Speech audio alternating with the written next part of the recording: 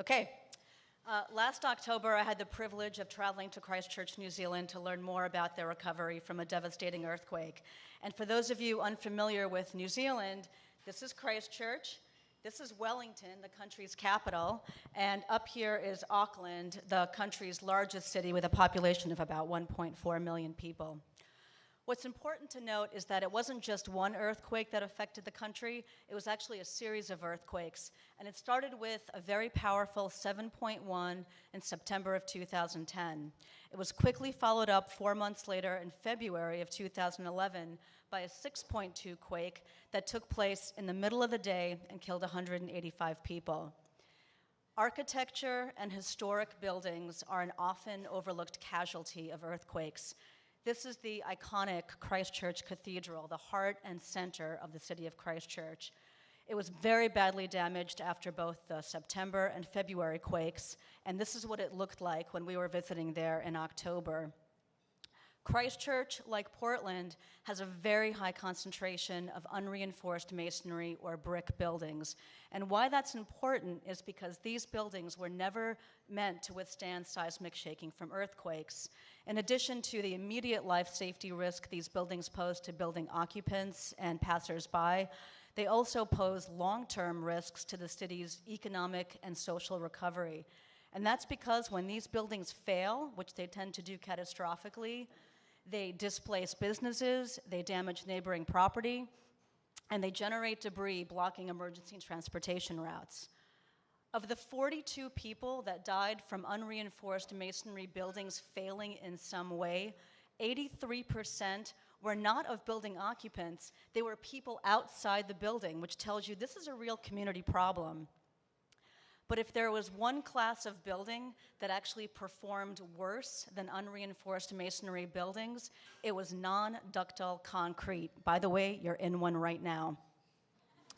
This is the Canterbury Television Building, a 6-story building that collapsed catastrophically and killed 115 people.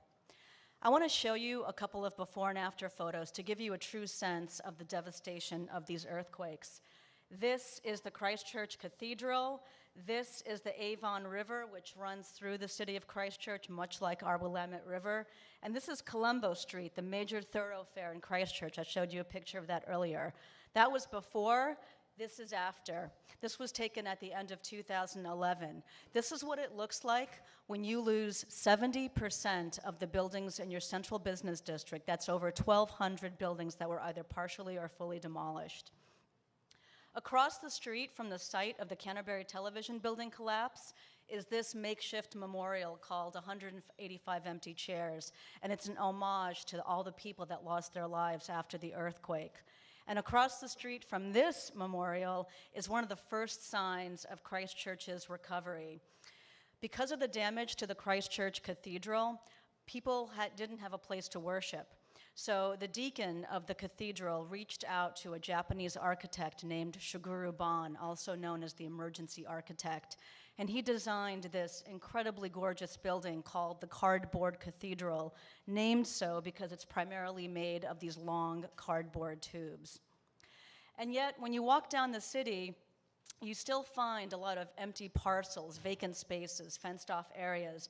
And I began to notice this phenomenon that I call ghost buildings. It was an outline of where buildings once stood.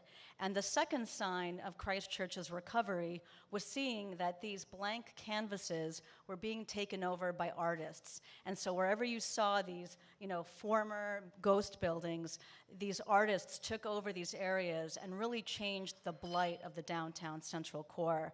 But it wasn't just these beautiful art murals. They had a bunch of community gardens and other interactive spaces. One interesting comment that one of the people that we met said to us was, the artists kind of took over 3 buildings: nightclubs, casinos, and strip clubs. And that was because that was only the only building still standing in the downtown central business district. This piece right here was done by an artist who literally shot paint through a fire extinguisher. And again, here's another example of vacant spaces being turned into interactive space for their community garden. But one thing that really stuck out to me was the fact that there wasn't more construction, there wasn't more development taking place. And then I came across this chalk drawing, and it was a very stark reminder of why we weren't seeing more development. And that's because before you can build vertically, you have to fix what's underneath the ground horizontally, and there was so much that was damaged. Water, sewer, fiber optic, gas lines, you name it, it all needed to be repaired. And so it takes a minute to do that.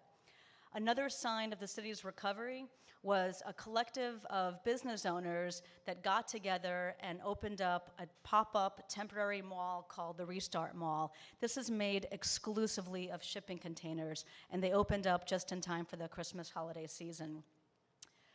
Christchurch City Council was required to come up with a recovery plan for the Central Business District, and they engaged in a very ambitious public engagement process called Share an Idea. They invited they invited everyone, but 10,000 residents came out. They got over 106,000 ideas, and the question was, what do you want your city to look like?